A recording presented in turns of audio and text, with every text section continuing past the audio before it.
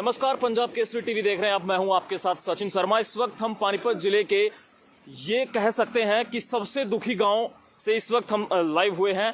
सबसे दुखी शब्द का इस्तेमाल हमने इसलिए किया क्योंकि मेरे सामने आप तस्वीरों में देख सकते हैं करीब 700 एकड़ में फैला राखी का ये जो पूरा प्लांट आप इसको कह सकते हैं।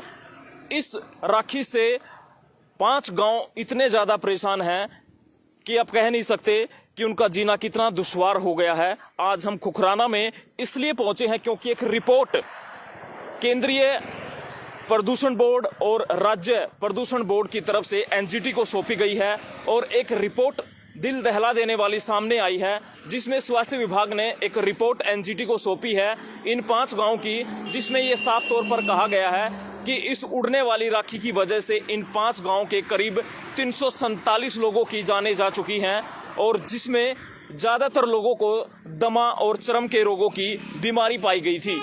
और इसी को लेकर आज हम खुखराना गांव में पहुंचे हैं। कुछ ग्रामीण हमारे साथ मौजूद हैं, उनसे हम बातचीत करेंगे और इस बातचीत के दौरान हमारा सबसे बड़ा सवाल आज का यही रहेगा कि 347 जानें इससे पहले जा चुकी हैं और कितनी जाने के बाद इन ग्रामीणों की सुनवाई होगी, कब तक सरकार इनकी सुनवाई करेगी। हालांकि एक जानकारी उससे पहले हम आपको दे दें कि बीजेपी सरकार के मंत्री थे कृष्ण लाल पंवार, उन्होंने एक शुरुआत जरूर की थी इस खुखराना गांव को बसाने की।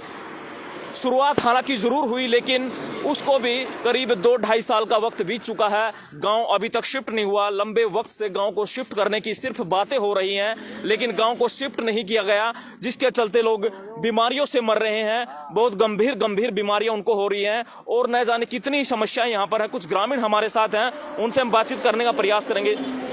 नमस्कार जी। एक आंकड़ा आया है 347 जो है लोगों की जाने ये राखी जो उड़ती है ये जा चुकी है, क्या कहेंगे इसके बारे में? इसके बारे में यहाँ बहुत परेशानी है। किसी को एलर्जी है, टीबी है, खुजली है और बहुत सारी परेशानियाँ हैं। एक सीमेंट फैक्ट्री है, 20 बार रोड जाम कर चुके हैं। प्रशासन या सरकार कोई सुनवाई नहीं कर रही। 5 साल कृष्ण पंवार रह गया, लोगों को ढांचा देता रहा है। दिवाली तक आपके प्लाट कट जाएंगे, उसके बाद 5 साल बीजेपी सरकार रहेगी। उसके बाद भी अब 2.5-3 साल फिर बीजेपी जा चुकी है। अभी तक हमारा गांव शिफ्ट होने की कोई आशा नहीं हो रही है। हमारे को बहुत परेशानियां हैं, इसलिए हमारी सुनवाई हुई। क्या लगता है अगर गांव को शिफ्ट नहीं किया गया तो और भी लोगों की जाने जा सकती? और भी लोगों की जाने जा सकती हैं अगर गाँव को शिफ्ट नहीं किया गया तो।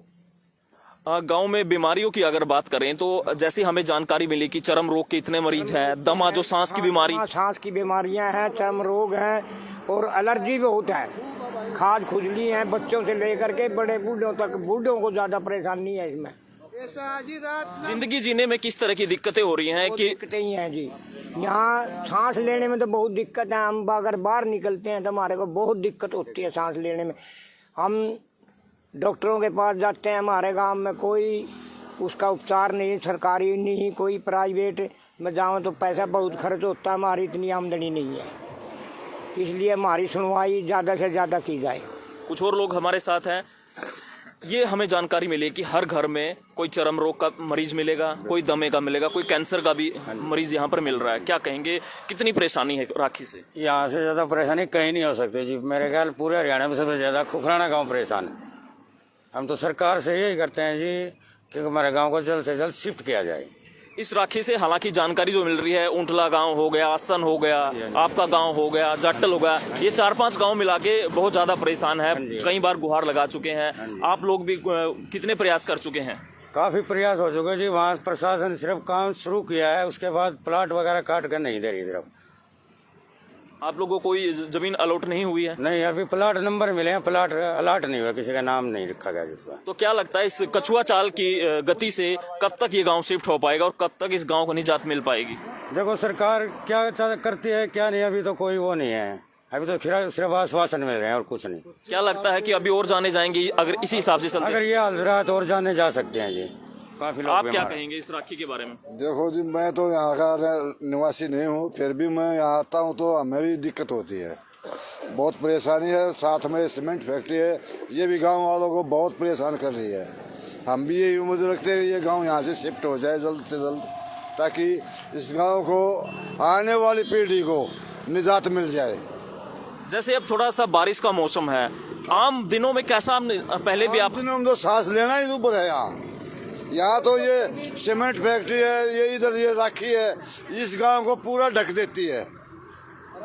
जब ये रात को सोते ना, सुबह उठते तो इनके कपड़े में से धूल उठेगी। बताओ ये कैसे सांस लेंगे। बहुत सारी दिक्कतें हैं, सांसें कैसे ले, सबसे बड़ी बात यही है। एक और बुजुर्ग हमारे साथ, उनसे बातचीत करें। सर, आप क्या कहेंगे? आपकी भी उम्र काफ़ी हो चुकी है, आपने एक्सपीरियंस किया है कि इस गांव का जो हाल है उसको अपने शब्दों में कैसे बयां करेंगे? ये 25 साल से परेशान है गांव जी। 25 साल से गांव शिफ्ट करने की बात चल रही, सरकारें बदलती रहती हैं, यहाँ प्रदूषण बढ़ता जा रहा है, राखी के इतने ढेर लगते हैं। आज मौसम ठीक है, नहीं तो यहाँ तो धुआं होता है, आंखें नहीं खुलती हैं, सड़क पे पानी छिड़कते हैं, बच्चे फिसल के पड़ते हैं साइकिल में। यहाँ इतनी परेशानी है कि बहुत ज्यादा।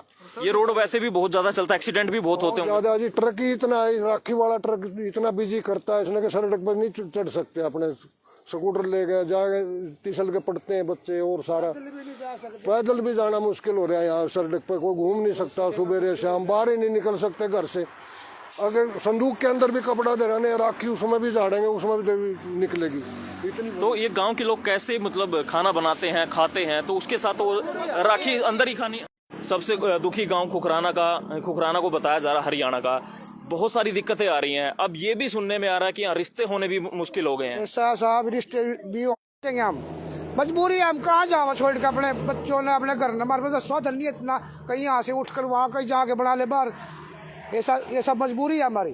क्या मांग करते हैं सरकार से? सरकार से तो यही मांग करते हैं, हम शिफ्ट करते हैं यहाँ से, हमारी जान बच, हमारे बच्चों की जान बचेगी। इतनी एलर्जी है और जिसका कोई हिसाब नहीं, आंख दिखता कोई नहीं है मैंने, बता क्या करा। देखिए, सरकार के पास सारे आंकड़े हैं। अब ये भी आंकड़ा फ्रेश आया है, 347 लोगों की जानें चली गई हैं। क्या लगता है सरकार जानबूझकर आंखें मूंद कर बैठी है? देखिए, हमारे लिए तो मुंह दे रही है सरकार की आंख, हमारे लिए तो सरकार की आंख मुंह दे रही है। ये हमारा समाधान ही नहीं कर रही, तो कुछ आंख ही मुंह दे रही है। अभी सरकार के आगे क्या अड़ता, कुछ भी नहीं अड़ता। सरकार चाहे तो कुछ भी कर सके, हमारी कोई सुनाई नहीं हो रही भाई। चलिए, बहुत बहुत शुक्रिया हमसे बात करने के लिए। तो ये तमाम ग्रामीण थे जिनका ये कहना है कि ये बहुत ज़्यादा दुखी हैं इस राखी से। एक आंकड़ा सामने आया है स्वास्थ्य विभाग का, जो एनजीटी को सौंपा गया है, जिसमें ये उल्लेख किया गया है कि 347 लोगों की जानें जा चुकी हैं और भी जाने जा सकती हैं अगर यही हाल रहा। लगातार जो है राखी यहाँ से उड़ती रहती है, ट्रक यहाँ से गुजरते रहते हैं। पेड़ को देखो सामने कितनी, कोई पेड़ देख लो, कोई घर देख लो, रसोई किचन कुछ देख लो, आपको राखी ही नजर आएगी। और ज्यादातर हर घर में मरीज आपको दमे के मिलेंगे, चर्म रोग के मिलेंगे, कैंसर के मरीज मिलेंगे। बहुत लोगों की जानें जा चुकी हैं। 5 गांव के लोग बहुत ज्यादा दुखी हैं। सरकार से बार बार यही गुहार लगा रहे हैं कि इन गांव को शिफ्ट किया जाए, कोई राहत देने का काम किया जाए, नहीं तो ये सिलसिला लगातार ही जारी रहेगा। सहयोगी के साथ मैं सचिन शर्मा, पंजाब केसरी टीवी, पानीपत।